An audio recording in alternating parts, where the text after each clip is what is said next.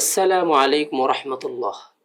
এমন একটি দোয়ার বিষয় আলোচনা করব, যে দোয়াটি আমাদের প্রত্যেকটা মানুষের করা উচিত।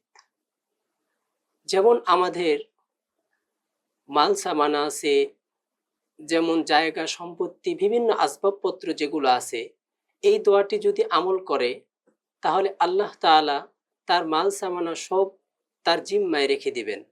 যেমন হতে পারে তার কোনো কিছু চুরি হবে না এবং কেউ কিছু ছিনিয়ে নিতে পারবে না। তো এই উদ্দেশ্যে আমাদের এই আমলটি বেশি বেশি করা এবং প্রত্যেকটা মানুষেরই এই আমলটি করা, যাতে আমাদের মাল সামানা যা আছে আল্লাহ তাআলার জিম্মায় থাকে।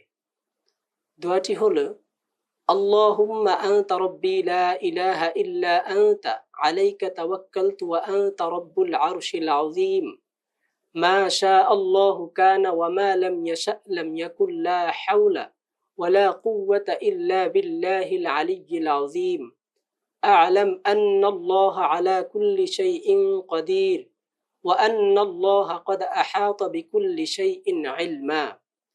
ইনশাআল্লাহ আশা করা যায় এই দোয়াটি যদি আমল করা হয় তাহলে আমাদের যত মাল সামান আছে এবং ধন সম্পত্তি আছে এগুলো সব আল্লাহ তাআলার জিম্মায় থাকবেন।